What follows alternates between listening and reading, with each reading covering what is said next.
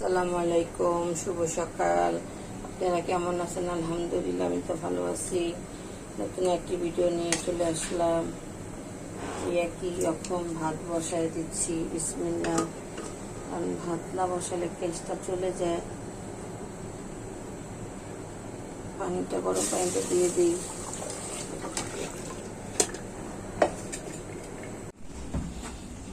এটা হচ্ছে পেঁপেটা কেটে নেই।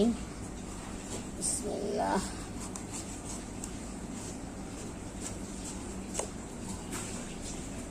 মাশাআল্লাহ, পেঁপেটা সুন্দর আছে।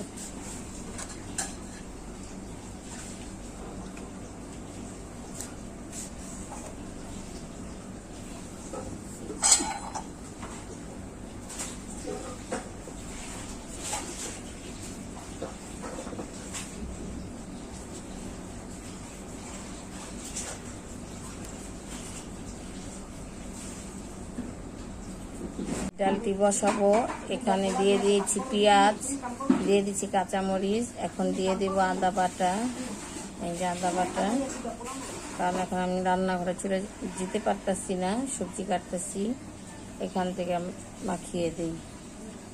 এখানে যাবে তেল, এখানে যাবে হলো হলুদ আর লবণ। এগুলো দিয়ে কষায় দেবে আমার আম্মু। আমি এখন বলে দিচ্ছি, আজকে মাখানো ডাল পাকাবো। আচ্ছা, ঠিক আছে।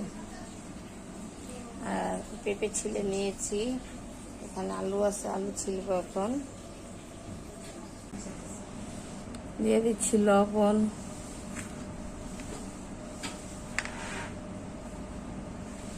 দিয়ে দিচ্ছি হলুদ,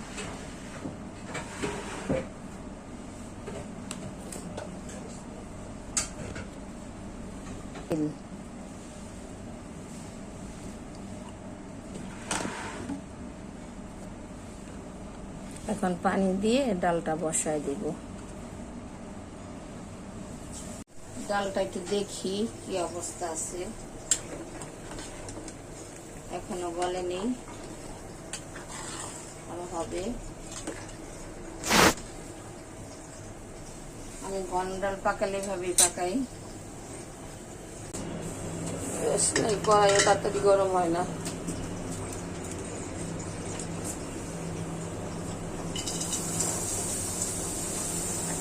দিয়ে দিলাম পেঁয়াজ, এখন দিব তেল। লবণ দেওয়া আছে, হাতটা মাখা দাও।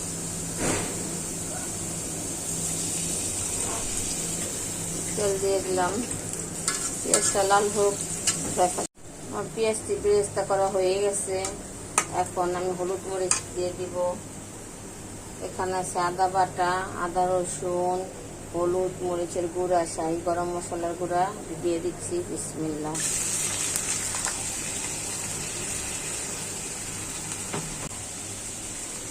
পানি দিয়ে দিচ্ছি।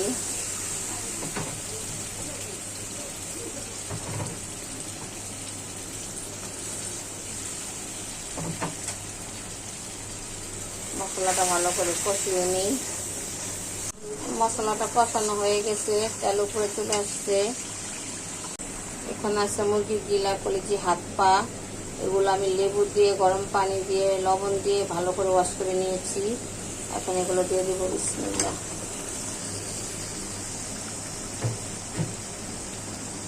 হাত তো নেই, পা আছে। হাতগুলো পরিষ্কার করা হয় না দেখে ফ্রিজে রাখা আছে।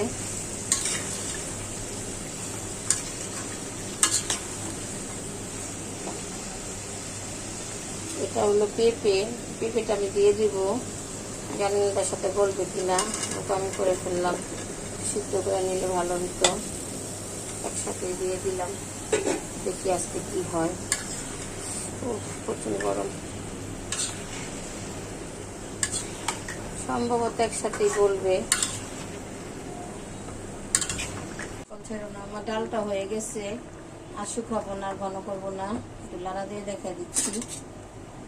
এই যে এরকম ঘন।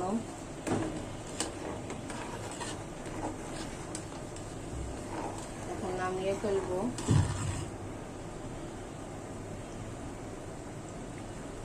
এই ডালটা ধনিয়া পাতা দিতে হয়, বোম্বাই মরিচ দিলে আরো সুন্দর একটা গ্রান আসে।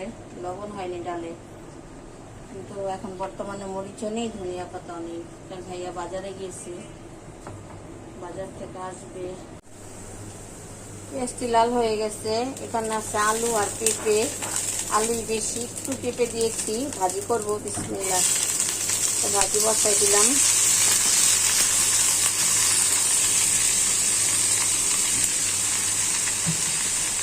এখন একটু সব দিয়ে দিব। সামান্য একটু হলুদ,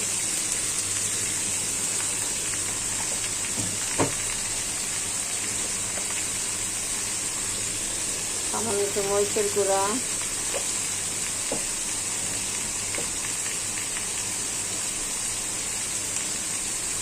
এটা হচ্ছে লবণ। কারণ লবণ ছাড়া খাবারও অসম্পূর্ণ থেকে যায়। লবণ ছাড়া তো কোনো খাবারই স্বাদ আসে না। এটা হচ্ছে আদা বাটা, সিদ্ধ হওয়ার জন্য অল্প পানি দিচ্ছি। তারপরে এখানে আমি টমেটো দিয়ে দেব।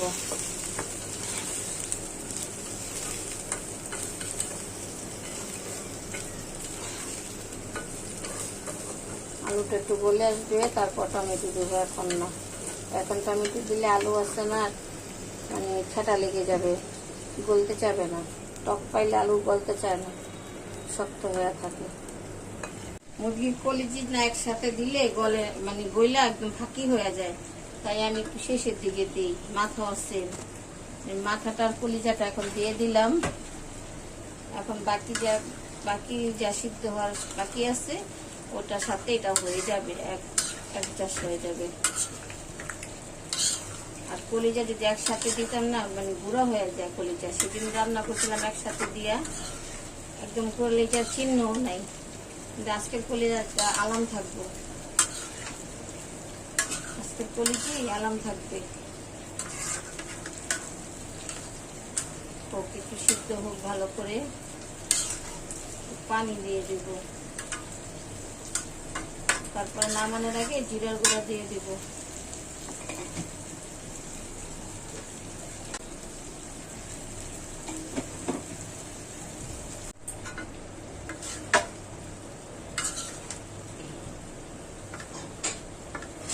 পেঁপে টেপে গলে গেছে, আর একটু গলবে। এখন জিরা দিয়ে দিচ্ছি। তরকারিটা হয়ে গেছে, জিরার গুঁড়া দিয়ে দিলাম।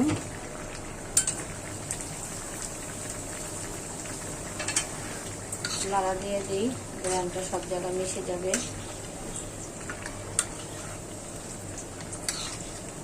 রান্না হয়ে গেছে, এখন নামিয়ে ফেলবো। দিয়ে দিচ্ছি ধনিয়া পাতা। বাজার থেকে ধনিয়া পাতা অবশেষে আসছে। আমার ভাজিটা হয়ে গেছে, ধনিয়া পাতা দিয়ে নামিয়ে ফেলবো। আলু ভাজিটা দেখতে কত সুন্দর না, বলিও না। এটা দিয়ে রুটি খেতে অনেক ভালো লাগে, ডাল ভাত খেতেও ভালো লাগে। আমি ভাজি এভাবে আদা ভাঙা করে করি, হোটেলের স্টাইলে। এটা আমাদের যদি 5 ফোড়নতে বাগার দেওয়া যায় আরো মজা, পুরা হোটেল। আমি ভাজি কখনই ওই যে মানুষের ঝরঝরা ভাজি করে, আমি ওগুলো করি না। আমার এরকম আদা ভাঙা ভাজি, ভিজা ভিজা ভাজি ভালো লাগে। অনেক মানুষ আলু ভাজি করে একদম ঝরঝরা, ওটা আমার ভালো লাগে না। এক একজনের এক এক রকম রুচি। আমার ছেলে মেয়ে এরকম ভাজি পছন্দ করে, আর ছেলে মেয়ে আলু ভাজি খায়।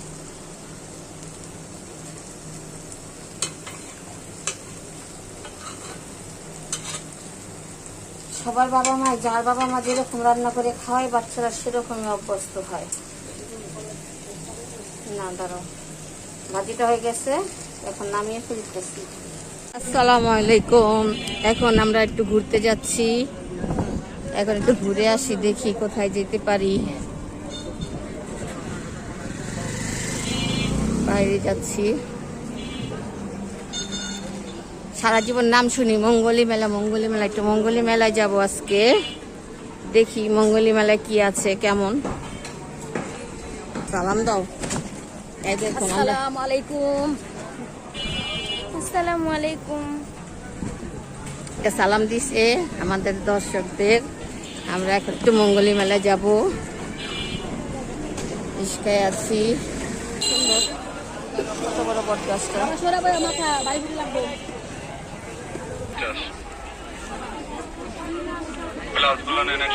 আমরা এখান থেকে ব্লাউজ কিনলাম, একটা মেয়ের জন্য ব্লাউজ নিলাম।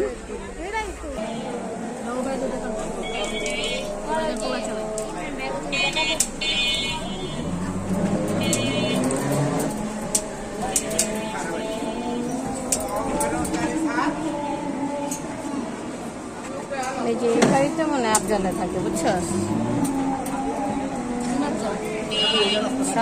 মালিক হচ্ছে আমাদের এলাকা। বাড়ির কাছে এসে পড়লাম, বাড়ির কাছে এসে পড়ছি। আমাদের বাড়ির কাছে একটা সুন্দর মাঠ আছে, বিকালটা খুব সুন্দর সন্ধ্যা হয়ে গেল। এখন এই মাঠটা সবসময় বন্ধ করে রাখে।